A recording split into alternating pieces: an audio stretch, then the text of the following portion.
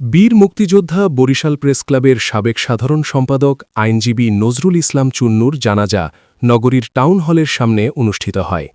Advocate Nazrul Islam চুন্নুর জানাজায় অংশগ্রহণ করেন বরিশাল সদর ৫ আসনের ধানের শীষের প্রার্থী ও দেশনেত্রী বেগম খালেদা জিয়ার উপদেষ্টা অ্যাডভোকেট মুজিবুর রহমান সরোয়ার ও বাংলাদেশ জামায়াতে ইসলামী সহকারী সেক্রেটারি ও বরিশাল সদর ৫ আসনের দাঁড়িপাল্লার প্রার্থী অ্যাডভোকেট মোয়াজেম হোসাইন হেলাল।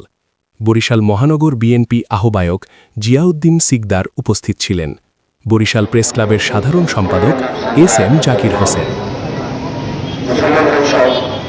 এখানে উপস্থিত আছেন রাজনৈতিক নেতৃবৃন্দ, সাংবাদিক নেতৃবৃন্দ, প্রথমের পরিবারের সদস্যবৃন্দ এবং তার কলিগবৃন্দ। আমিও তার একজন কলিগ, একটি আইনজীবী হিসেবে। আমি সত্যি সত্যি বলতে হয় যে আমাদের চুন্নু ভাই যখন ব্যাংকে চাকরি করতেন তখন ওনার ব্যাংকে নানা কারণে বিশেষভাবে লেনদেনের কারণে এখানে যেতাম। আর সাংবাদিক হিসেবে ছাত্র জীবন থেকে ওনার সাথে যোগাযোগ ছিল। একজন সৎ যখন দেখা হতো উনি খুব আনন্দিত হতেন।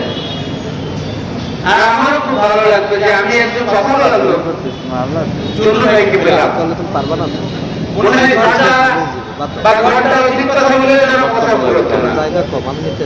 আজকে তিনি চলে গেলেন, তার পরিবারের সাথে সম্পর্ক আমাদের ছিল। আল্লাহ পাক রব্বুল আলামিন তাকে মাফ করে দেন, জান্নাতুল ফেরদৌস নসিব করেন।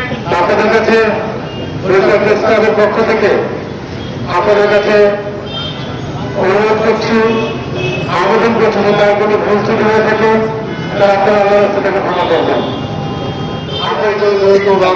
চলাফেরা ছিল, চলাফেরায় মানুষের ভুল ত্রুটি হওয়াটা স্বাভাবিক।